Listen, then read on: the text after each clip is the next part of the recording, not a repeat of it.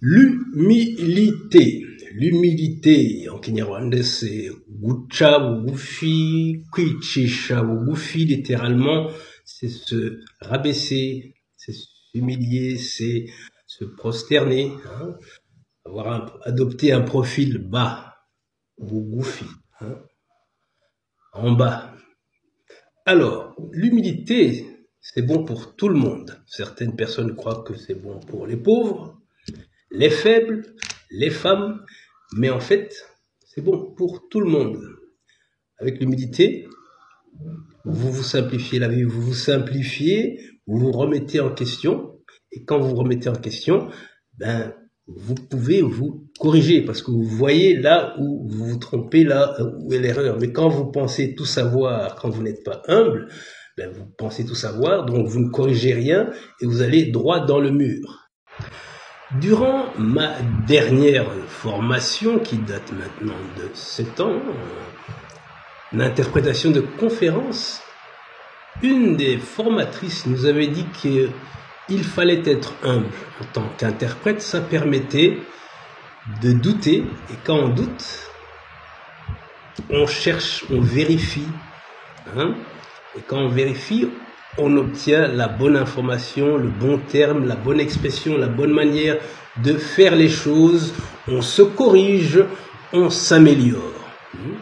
Donc l'humilité, le fait de ne pas se prendre pour, je ne sais pas quoi, pour igitangaza, comme on dit en kinyarwanda, un miracle, une personne fantastique. Igitangaza, non, on n'est pas igitangaza, on se pose des questions parce qu'on doute, parce qu'on est humble. Voilà, dans tous les métiers, c'est très bon, dans tous les domaines.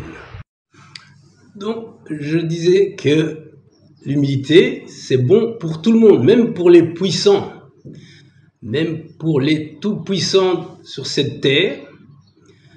Quand ils sont humbles, ils peuvent reconnaître leurs erreurs et se corriger. Même par exemple, s'ils ont commencé un conflit et qu'ils se rendent compte que ça ne mène à rien, quand ils sont humbles, ils peuvent accepter d'aller devant la population, devant le monde et dire « bon, j'arrête les dégâts, je reconnais que je me suis trompé, essayons de trouver un accord, essayons de trouver un compromis ». Mais quand ils ne sont pas humbles, ils vont jusqu'au bout. Hein?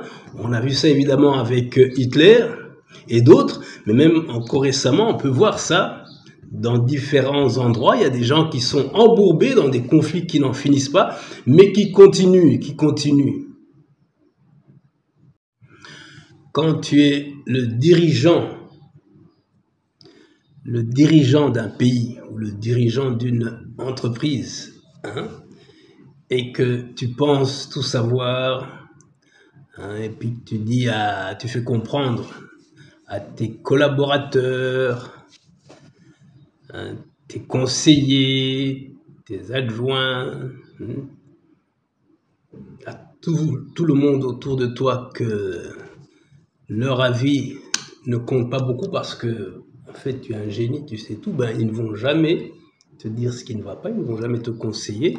Voilà, et donc, ton avis à toi tout seul, avec le peu que tu peux savoir surtout, ben, ça ne te donne pas une image précise de la réalité. Alors, quand tu n'as pas une bonne image de la réalité, ben, tu vis dans l'irréel. Quand j'ai pensé au contraire de humble, le premier mot qui m'est venu, le premier, c'était arrogant.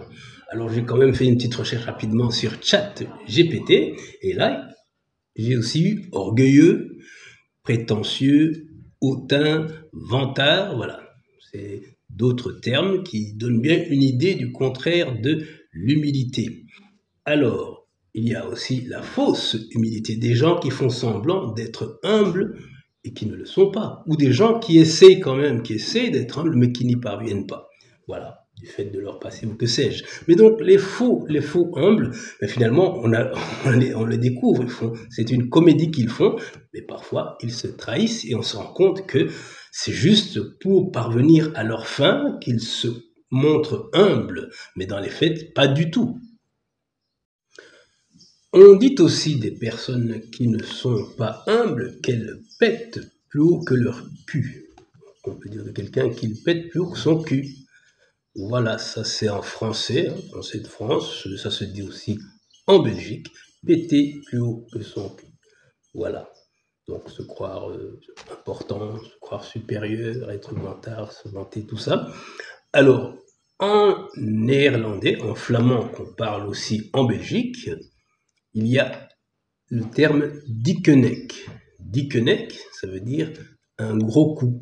Un gros coup. Donc les gens arrogants, les gens fiers, les gens vantards, tout ça, ils ont, pour les Flamands, les Néerlandais, des gros coups.